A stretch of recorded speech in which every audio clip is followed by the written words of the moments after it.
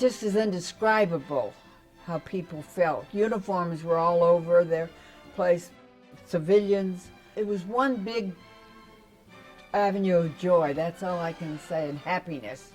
I can remember everybody was so happy, but particularly men and women who were in service, we were just jumping.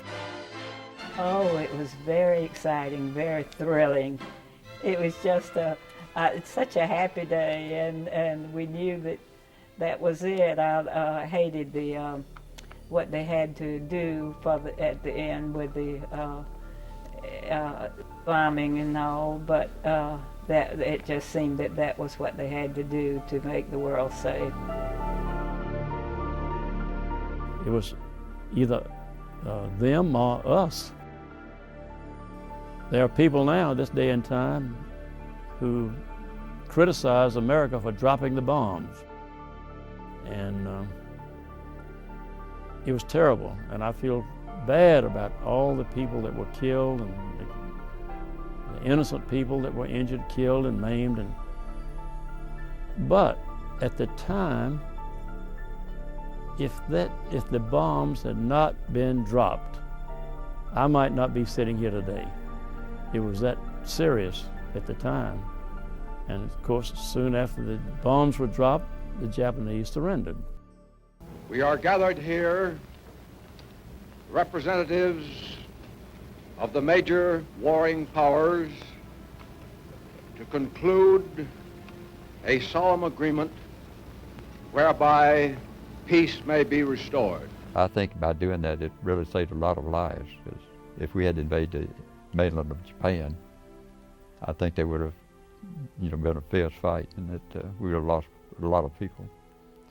So I think as terrible as it was, I think I would have hated to have had to make the decision to drop it. But I think we did the right thing. Well, one thing I think you have to remember is that you live for the present, live in the present, think of the future, but you can't forget the past. Because if you forget the past, it's going to be repeated, as has been said.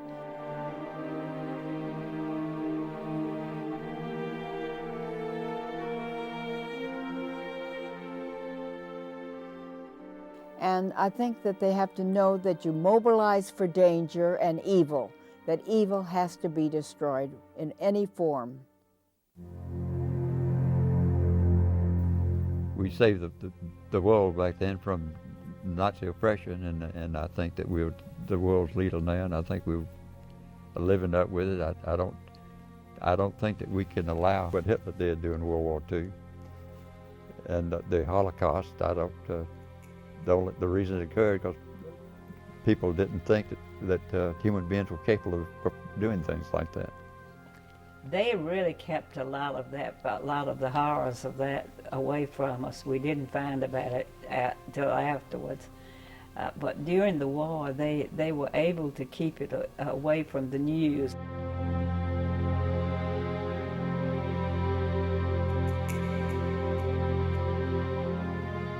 I went through a concentration camp called Buchenwald and saw the horrible conditions of that camp, and it's the kind of thing you would never believe could be possible. The ovens were burning with human corpses, and they were crackling and away like there was no tomorrow. They disposed of 60 live human beings every day. Later on, I happened to visit Auschwitz, and there they disposed of 2,500 human beings a day. And so Buchenwald was a baby compared to Auschwitz. And the whole idea of the thing penetrated my very being and changed my whole life, because I realized that we had been mistreating citizens in our country.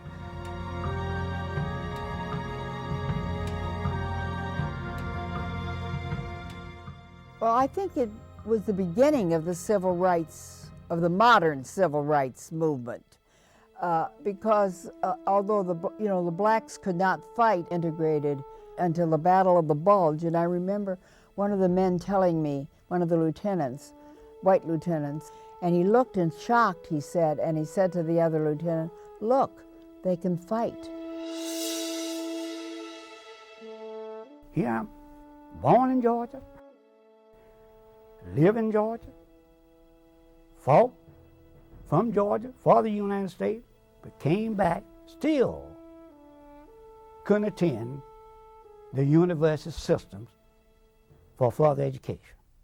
When we returned from North Africa, I told you that we brought back 500 German prisoners and we dropped them off in Norfolk. Well, our ship went in the shipyard and a lot of us got off. And this policeman and this, I guess it was a military guy with him too, a military policeman, he told us we had to go down on the lower deck, just you guys, talking about the black fellas. And so one of the guys said, "Man," said, "we just come back from North Africa. We were fighting against this crap." You wonder, you say, "Well, what am I fighting for?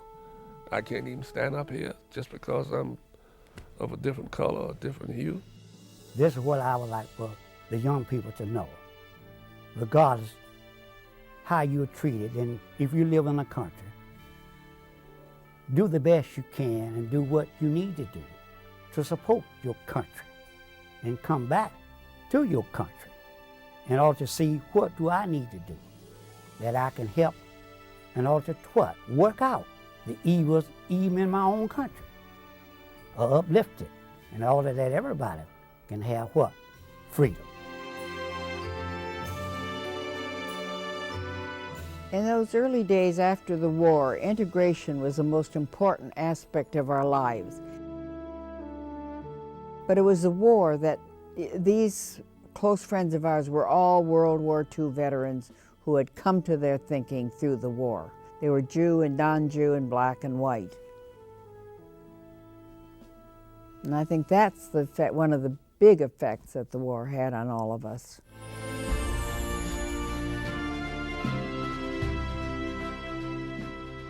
It affected the workforce quite a bit, because back in World War II, there were jobs that women never thought they could do, and they ended up doing during the war. They were welders and did just every job you could think of.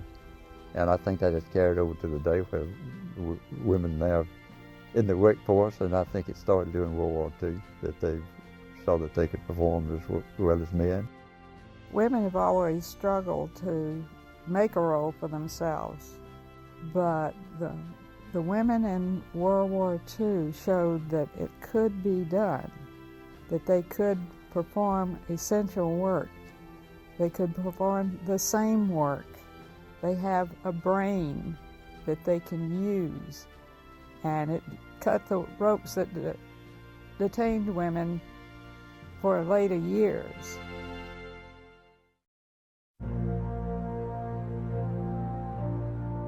Well, we've been called the greatest generation, you know, and that may be a stretch, but those of us who went through that period of time understand that we were there because we were united in what we were doing, and we felt like that we were contributing very effectively to the future of America at that time.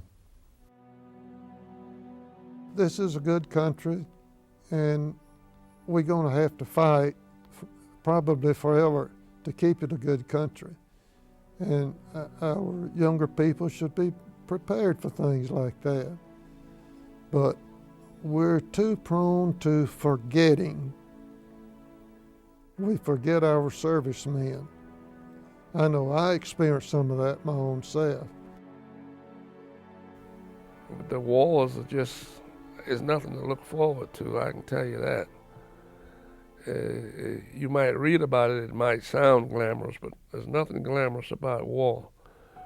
And if any way possible, all nations should avoid if they can.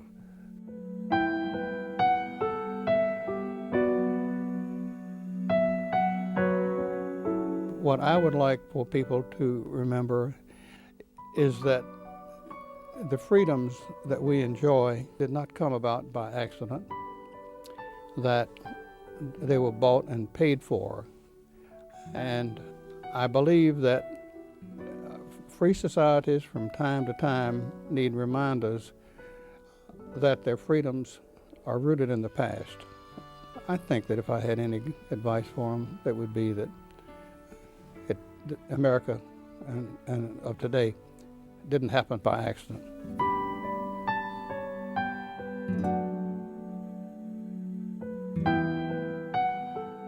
Americans can remember or forget the past as they wish. Was one of the things that the men and women that I served with fought for. It's the right to forget us. And for that reason, I think the World War II generation deserves to be remembered.